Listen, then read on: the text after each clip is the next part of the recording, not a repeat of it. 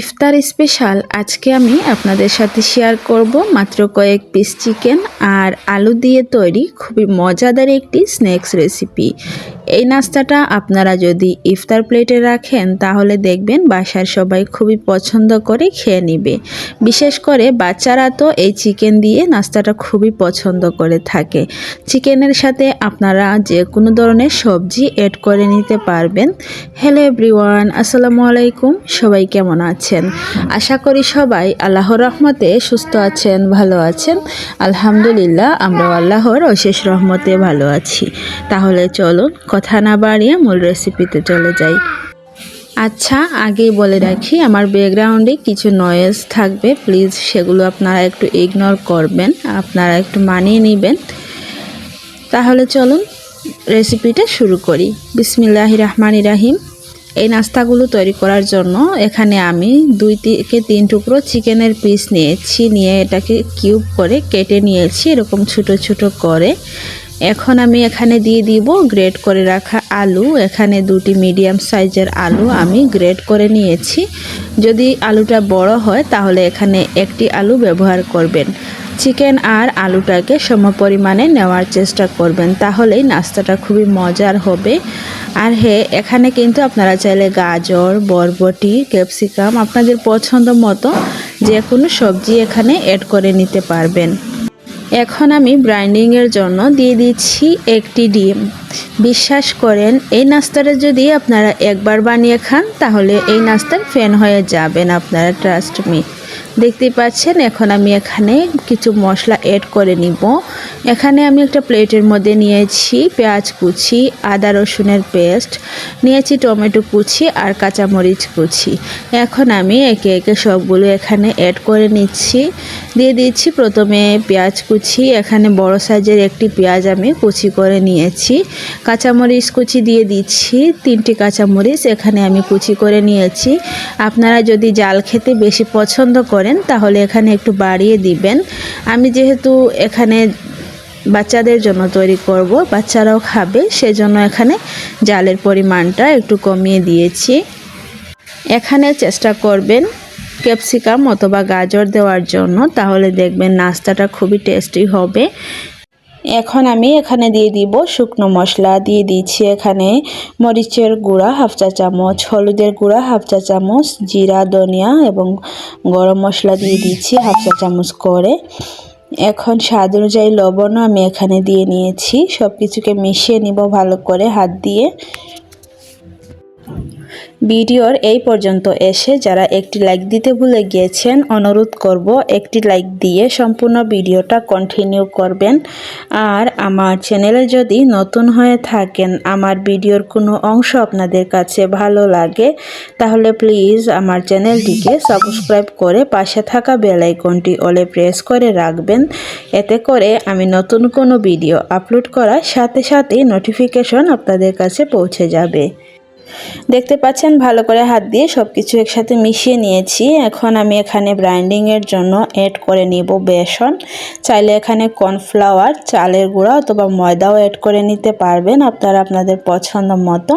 তবে কর্নফ্লাওয়ার দিলে নাস্তাটা খুবই ক্রিস্পি থাকবে। এখানে আমি বেসন অ্যাড করছি। এখন আমি নাস্তাগুলোকে ভেজে নিব। এর জন্য ফ্রাইং প্যানে দিয়ে দিয়েছি পরিমাণ মতো তেল। তেলটা যখন গরম হয়ে আসবে তখন আমি পাকোড়া শেপ করে নাস্তাগুলো একে একে তেলের মধ্যে দিয়ে দিব। এখানে বেশ কয়েকটা নাস্তা একসাথে আমি ভেজে নিব। আর এখানে চুলা আঁচটা মিডিয়াম লোয়ের মাঝামাঝি থাকবে। এভাবে ছোট ছোট করে আমি পাকোড়াগুলো দিয়ে দিচ্ছি। এভাবে চিকেনের পাকোড়াটা খেতে যে এত বেশি মজার হয়, আপনারা যদি না বানান তাহলে বুঝতেই পারবেন না। তাই আমি আপনাদের সাথে রিকোয়েস্ট করব ইফতারিতে একবার হলেও এই নাস্তাটা বানানোর জন্য। বাসায় তো আমাদের সবারই চিকেন থাকে, আলুও থাকে, ডিমও থাকে। এটা কিন্তু হাতের কাছে থাকা কিছু জিনিস দিয়েই বানিয়ে নেওয়া যাবে। অনেক বাচ্চা আছে দেখবেন তারা চিকেন খেতে পছন্দ করে তবে সবজি খেতে চায় না, যেমন আমার বাচ্চা। ও কিন্তু চিকেন খেতে পছন্দ করলেও সবজি একদমই খেতে চায় না। তো এর জন্য তাকে কিন্তু আমি মাঝে মধ্যে এভাবেই বানিয়ে দিয়ে থাকি। তবে এখানে আমি জালটা একটু কমিয়ে দেই।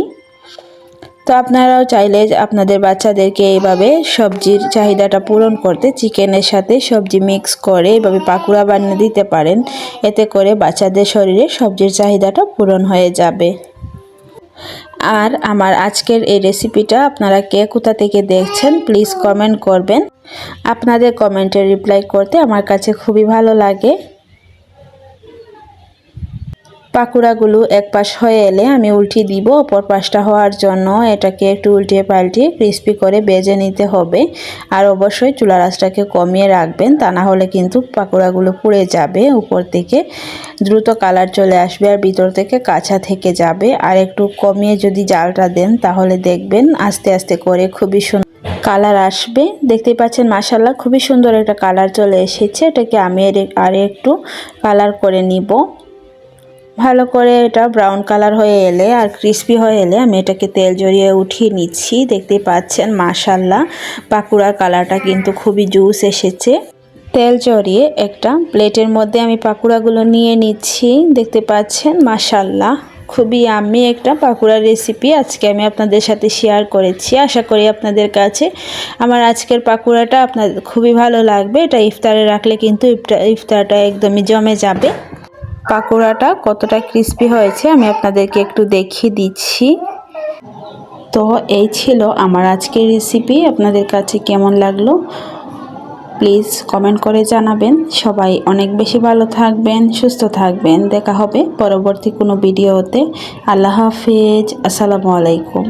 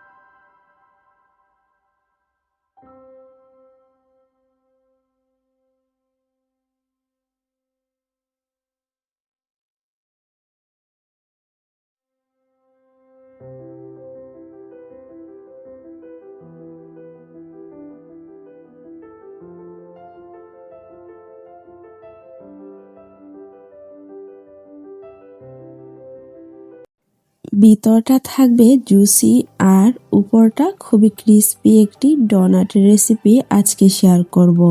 এটা হচ্ছে রাশিয়ানদের খুবই জনপ্রিয় একটি ডোনাট, চিকেন ডোনাট। এই ডোনাটটা আপনারা বানিয়ে ইফতারিতে রাখতে পারেন অথবা বাচ্চাদের টিফিনেও দিতে পারেন। খুবই হেলদি একটা ডোনাটের রেসিপি।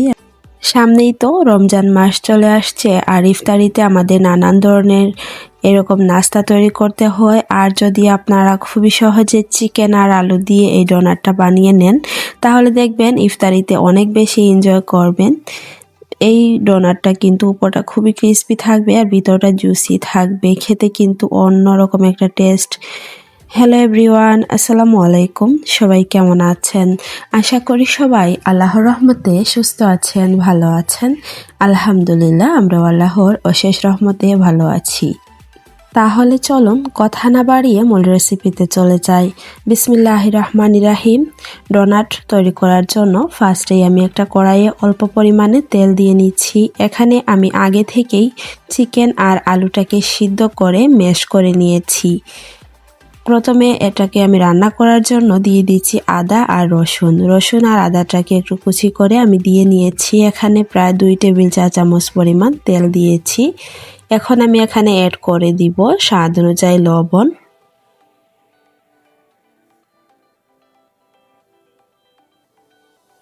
এখন দিয়ে দিব এখানে 1 চা চামচ পরিমাণ ময়দা দিয়ে ভালো করে এটাকে নেড়ে চেড়ে আমি একটু ভেজে নিব। ভেজে নেওয়া হয়ে গেলে এখানে কিছু আমি সবজি অ্যাড করছি। দিয়ে দিচ্ছি এখানে গাজর একদম কুচি করে কেটে নেওয়া, আর দিয়ে দিচ্ছি এখানে কাঁচামরিচ কুচি করে কেটে নিয়েছি। আমি 3 থেকে 4টা কাঁচামরিচ এখানে অ্যাড করে নিলাম। আর এখানে একটু খুবই সুন্দর টেস্ট হওয়ার জন্য দিয়ে দিয়েছি একটি টমেটো এরকম কিউব করে কেটে দিয়েছি। ভালো করে নেড়েচেড়ে মিশিয়ে নিব। মেশানো হয়ে গেলে এখানে আমি চিকেন আর আলু সিদ্ধ করে রাখা এটা দিয়ে দিব। দিয়ে সব কিছু একসাথে মিশিয়ে নিব। ডোনাটের ফিলিংটা এভাবে তৈরি করলে খেতে কিন্তু খুবই মজার হয়। দেখতে পাচ্ছেন ভালো করে এটাকে মিশিয়ে নিচ্ছি। মেশানো হয়ে গেলে এখানে আমি কিছু শুকনো উপকরণ অ্যাড করে নিব। একবার হলেও আমার এই রেসিপি ফলো করে আপনারা ইফতারিতে এই ডোনাটটা বানিয়ে খেয়ে দেখবেন। খেতে যেমন মজা আর নাস্তাটা কিন্তু খুবই হেলদি হবে। দেখতে পাচ্ছেন এখানে আমি দিয়ে দিচ্ছি ধনিয়া গুঁড়া, জিরা গুঁড়া, আর এখানে যেহেতু মাংস দিচ্ছি এর জন্য গরম মশলার গুঁড়াও আমি দিয়ে দিচ্ছি। এখানে আমি 1 চিমটি পরিমাণ করে সবগুলো দিয়ে নিব। 1 চিমটি পরিমাণ হলুদের গুঁড়া খুবই সুন্দর একটা কালারের জন্য, আর দিয়ে দিচ্ছি 1/2 চা চামচ পরিমাণ লাল মরিচের গুঁড়া। এই নাস্তাটা একটু স্পাইসি হলে খেতে ভালো লাগবে, এর জন্য আমি জালের পরিমাণটা একটু বাড়িয়ে দিয়েছি। আপনারা যদি জাল কমিয়ে খেতে চান তাহলে এখানে জালটা স্কিপ করবেন। দেখতে পাচ্ছেন সবগুলোকে এখন একসাথে মিশিয়ে নিব। মেশাতে যখন দেখবেন এটা প্যানের গা ছেড়ে আসছে, তখনই বুঝতে হবে ডোনাট বানানোর জন্য এই ফিল্মটা একদমই রেডি হয়ে গিয়েছে।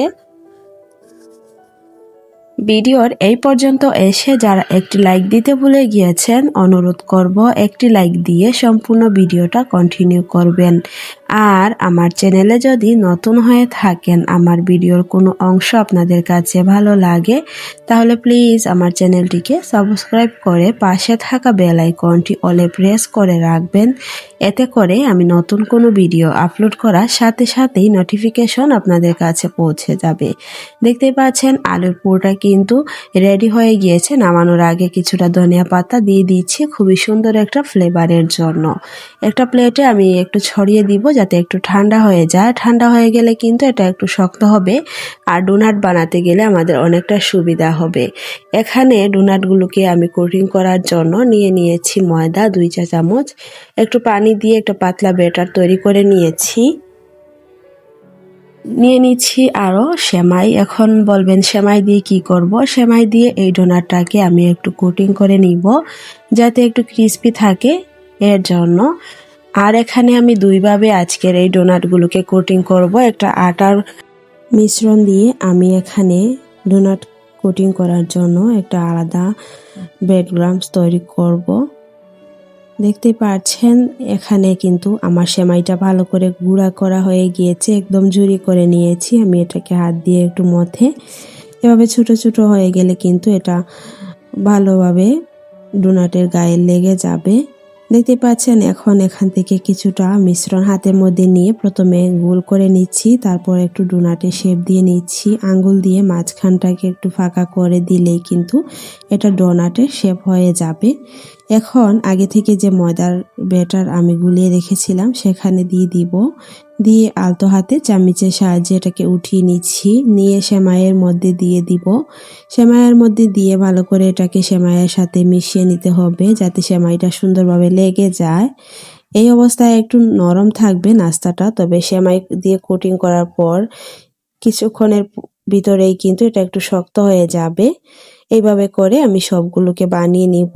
কয়েকটা আমি এভাবে তৈরি করব সেমাই দিয়ে, আর কয়েকটা আটার মিশ্রণ দিয়ে কোটিং করব। দেখতে পাচ্ছেন এখানে 3টি হয়েছে আমার সেমাই দিয়ে। সেমাই বেশি ছিল না, এর জন্য আমি এখানে আটা দিয়ে ক্রাম্বস তৈরি করে নিয়েছি। মাশাআল্লাহ, দেখতে পাচ্ছেন কতটা সুন্দর এবং ইয়ামি একটা ডোনাট তৈরি হয়ে গিয়েছে। এই ডোনাটটা দেখতে যতটা লোভনীয়, খেতে কিন্তু তার চেয়ে বেশি মজার হয়ে থাকে। একবার হলেও বাসায় এটা ট্রাই করে দেখবেন। উপরটা ক্রিস্পি আর ভিতরটা জুসি, জাস্ট ওয়াও, মুখে দেওয়ার সাথে সাথেই কিন্তু মিলিয়ে যাবে। দেখতে পাচ্ছেন এখানে আমি কয়েকটা আটার ক্রাম্বস তৈরি করে নিয়েছি। এই আটার ক্রাম্বসটা আমি যেভাবে তৈরি করেছি, অল্প একটু পানি ছিটিয়ে ভালো করে এটাকে একটা ছাঁকনির মধ্যে আমি বাড়তি আটা ফেলে দিয়েছি, আর যেটা গুঁড়ো হয়েছে সেটা নিয়ে নিয়েছি। আপনারা হয়তো এটা দেখে বুঝতে পেরেছেন। দেখতে পাচ্ছেন আমি আবারও এভাবে তৈরি করে নিচ্ছি। তবে সেমাই থেকে আমার এই আটার ক্রাম্বস দিয়ে কোটিং করা নাস্তাগুলো অনেক বেশি মজা লেগেছিল।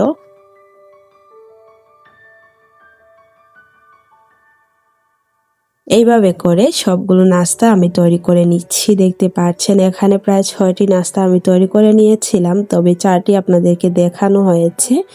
দেখতে পাচ্ছেন আমি এখন একটা ফ্রাই প্যানে অল্প পরিমাণে তেল দিয়ে নিয়েছি। চাইলে এটা বোতলেও ভাজা যায়, তবে আমি এখানে অল্প তেলেই নাস্তাগুলোকে ভেজে নিব। তবে অল্প তেলেই কিন্তু নাস্তাগুলো অনেকটা ক্রিস্পি হবে, আপনারা দেখতে পারবেন। অল্প তেলেই কিন্তু নাস্তাটা ভাজা যায়। দেখতে পাচ্ছেন নাস্তাগুলো এক পাশ সুন্দর কালার হয়ে এলে আমি এটাকে উল্টিয়ে দিব। এইভাবে করে নাস্তাগুলোকে ক্রিস্পি এবং মুচমুচে করে ভেজে নিব। নাস্তাগুলো ভাজার সময় চুলার আঁচটাকে বাড়িয়ে দিতে যাবে। চুলার আঁচ বাড়িয়ে দিলে কিন্তু নাস্তাগুলো পুড়ে যাবে আর নাস্তাগুলোকে ক্রিস্পি করে ভাজতে পারবেন না। এর জন্য চুলার আঁচ কমিয়ে রেখে একটু টাইম নিয়ে নাস্তাগুলোকে ভেজে নেবেন। এতে করে নাস্তাগুলো যতটা সুন্দর কালার আসবে ঠিক ততটা ক্রিস্পি হবে। দেখতে পাচ্ছেন সবগুলো নাস্তাকে আমি ভেজে নিচ্ছি একে একে। এভাবে করে আমি সবগুলো নাস্তা ভেজে নিব, আর আমি আপনাদেরকে নাস্তাগুলোকে পরিবেশন করে একটু দেখিয়ে দিচ্ছি নাস্তাগুলো কেমন হয়েছে। এখানে 3টি নাস্তা আমি একসাথে ভেজে নিয়েছি। এখন আমি আরও 3টি নাস্তা ভাজার জন্য দিয়ে দিব। খুবই অল্প তেলেই কিন্তু আমি নাস্তাগুলোকে ভেজে নিচ্ছি, দেখতেই পারছেন।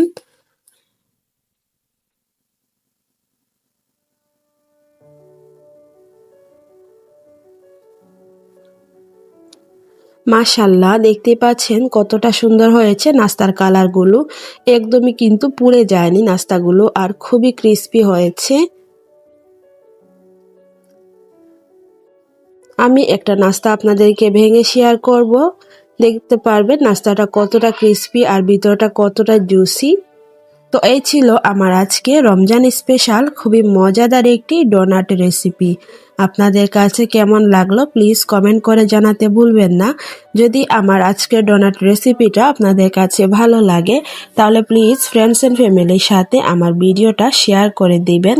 আপনারা যদি এই নাস্তাগুলোকে ফ্রোজেন করতে চান তাহলে নাস্তাগুলোকে কোটিং করার আগে ফ্রোজেন করে রাখবেন, আর ডিপ ফ্রিজে কিছুক্ষণ রেখে যখন এটা একটু শক্ত হয়ে যাবে তখন জিপলক ব্যাগে ভরে এটাকে রেখে দিবেন, আর যখন খেতে ইচ্ছে করবে তখন নামিয়ে এটাকে ভেজে নেবেন।